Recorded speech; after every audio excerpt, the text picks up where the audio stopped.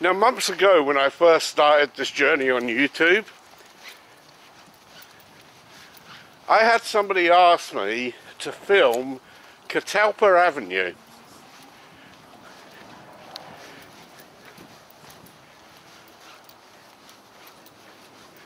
Now, this is not normally an area that I go to, so I don't know exactly what's down here.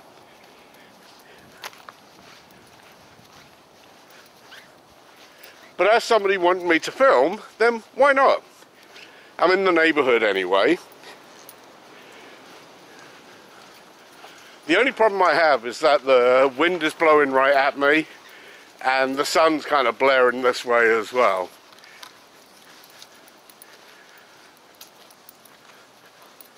But hopefully if I stick to the left-hand side, then it'll at least take the sun out of play.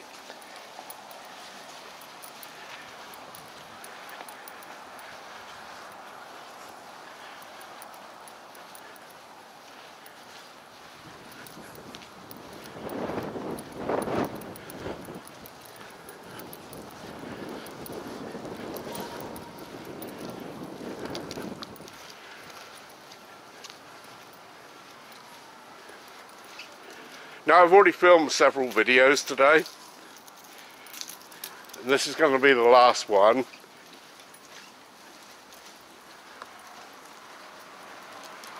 And as I mentioned in one of the earlier videos, this is like my first day out since I had the COVID there.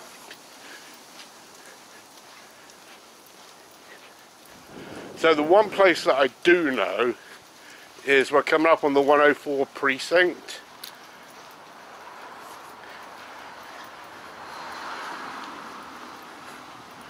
Which I believe is right here, if I'm not mistaken.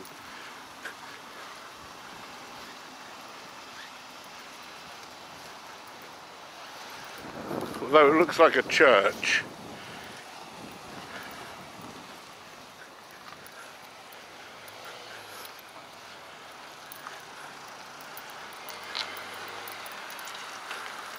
Yeah, it's actually Ridgewood Baptist Church, so that's not actually the precinct.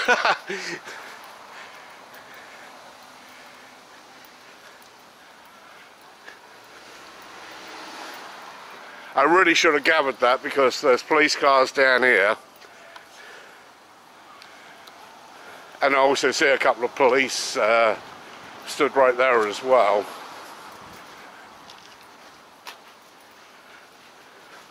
So the 104 Precinct serves, that look, it's got it right there, 104 Precinct.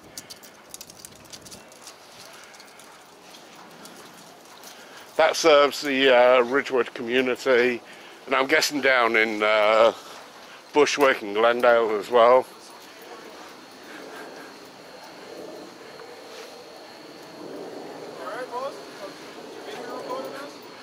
Well, not recording you guys, I'm just doing a story on Ridgewood, so I happen to be in the neighbourhood. So, but unfortunately you are going to be on film, but don't suppose you mind that, do you? Have a good day, guys.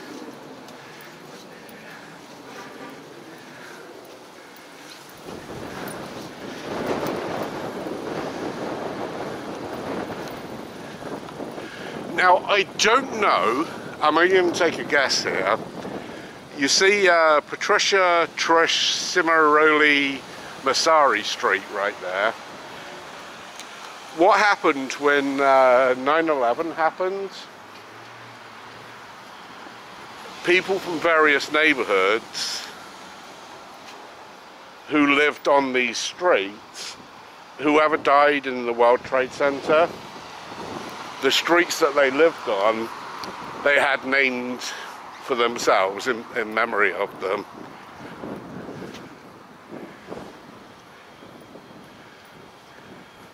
The old, I didn't even know there was a YMCA here.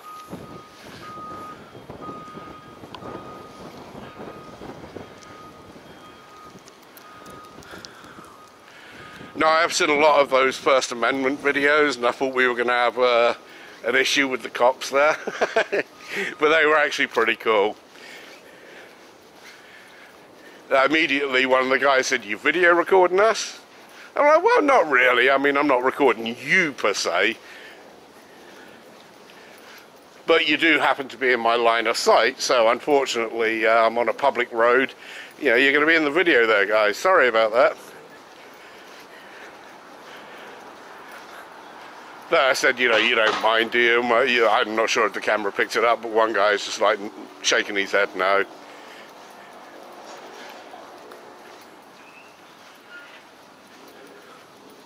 Now, as I was passing them, they were bringing a guy out from the precinct there. So that's quite likely why they were stood there.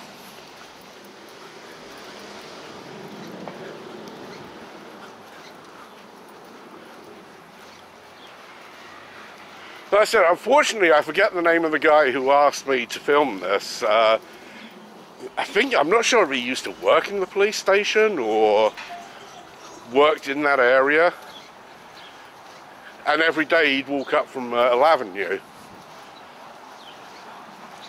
And he asked me a few times if I would film this journey just so that he could relive it. I mean, the guy doesn't live here anymore.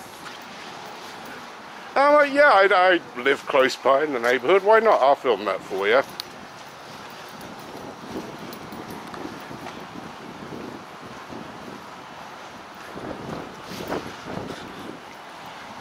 It's quite likely to be one of the longer videos that I filmed. I always try and keep them under 15 minutes if I can. For a couple of reasons. One, I don't want to bore people half to death. And secondly, I realise time is precious for you guys. You come to YouTube and you only have a certain amount of time each day to spend on YouTube. I get that.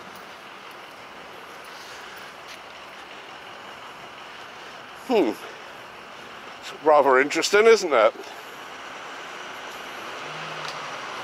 A suitcase left on the side of the road.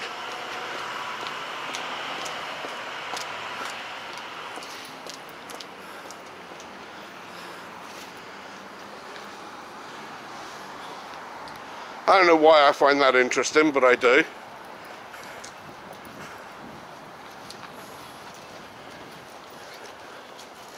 So another thing I was looking at, and it's been happening more and more lately, whenever I go to YouTube, obviously I like to give as much courtesy to people I follow as they give me. That's only fair, right?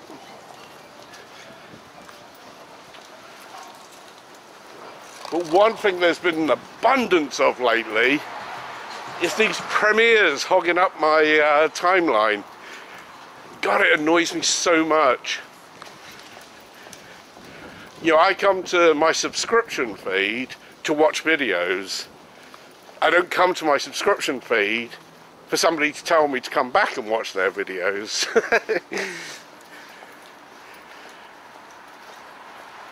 So what I always do is, I hate to say it, I hide those videos because I don't want them hogging up my timeline.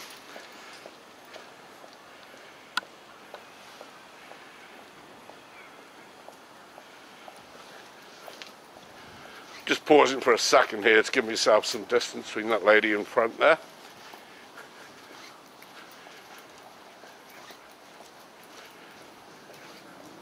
It can never be comfortable walking with somebody walking right behind you. And actually the guy told me his address, so maybe he used to live around this area. Unfortunately, it's so long ago I forget now. So maddening.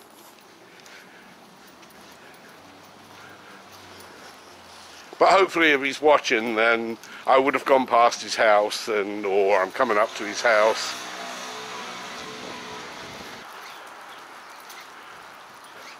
Now what else? I did that video on Bish the other week, and that actually turned out pretty good. I got some good hits coming from that one. Now, unfortunately, the retention rate was really, really poor. But once you become monetized, the hits are more important than the hours watched are. Just telling it like it is, guys.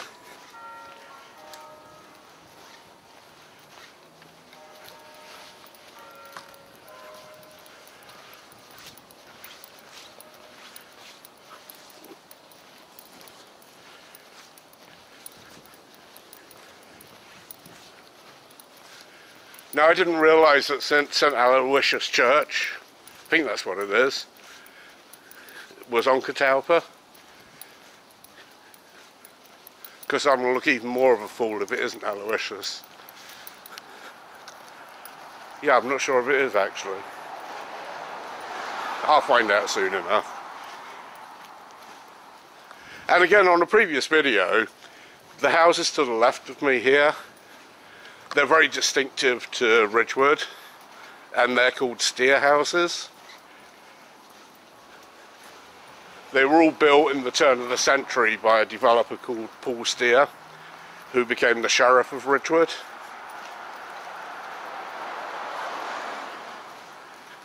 He was murdered in 1916 at the age of 46 when he was still sheriff.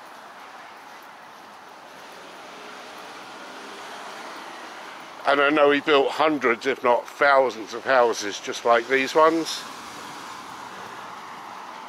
And I often wondered, if he lived, how many more houses like this would have been built in this area.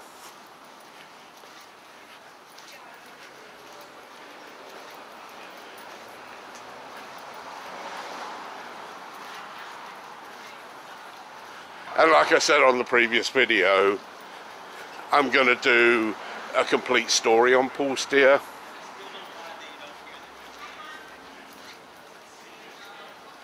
He was quite prominent in Ridgewood. Like I said, I think in the 1910s, Ridgewood was actually nicknamed Steerville.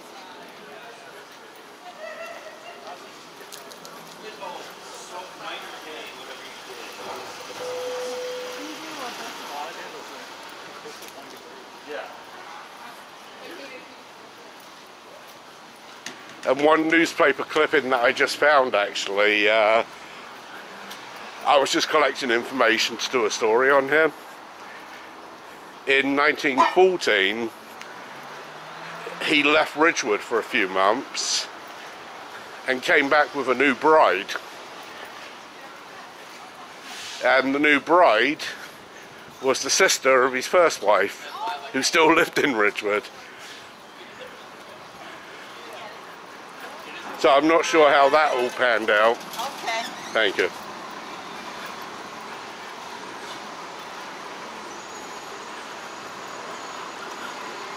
But like I said, I don't want to get carried away on Paul Steer, because I will be doing a video solely on him at some point in the near future.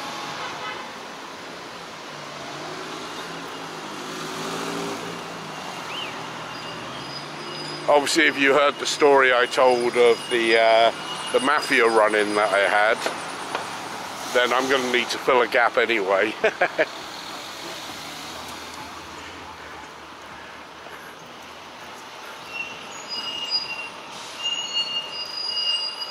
So actually, one further thing, right at the end of the road there, that's actually Ridgewood National Bank. Paul Steer was also one of the founders of the Ridgewood National Bank.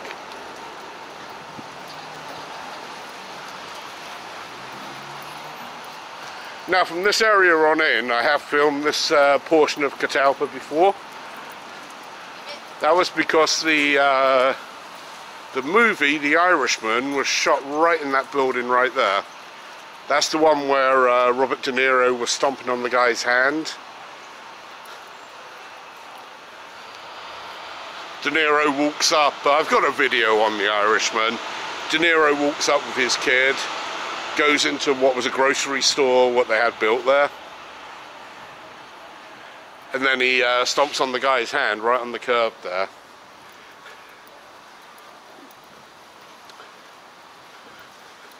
And that building there also features in The Irishman as well.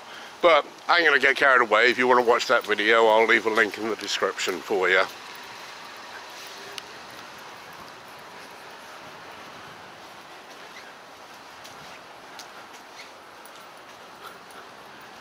Oh my god, how did I know that? I called it Aloysius, didn't I? St. Matthias, I should have known that. Oh man, I feel like such a fool. Because like I said, I filmed the front of that as well. Because The Irishman, this was featured in The Irishman as well. How could I forget it was St. Matthias? I'm so mad at myself.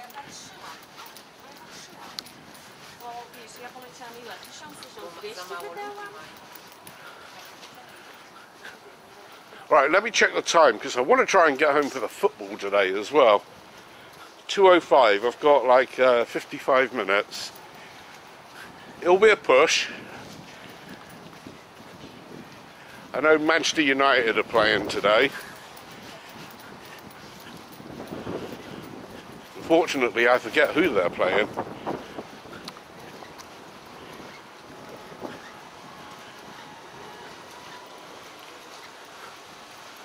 And the other game in 40 minutes is Spurs versus Leicester.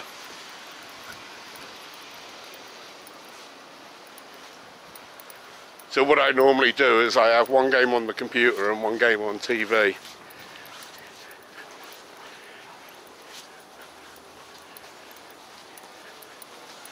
I may have left England in the 1980s, but I still love my football.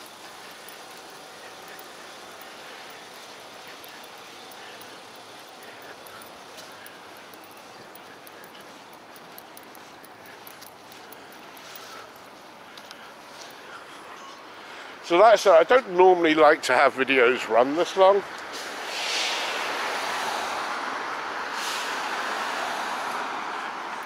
But at the same time, somebody did ask me to film Catalpa.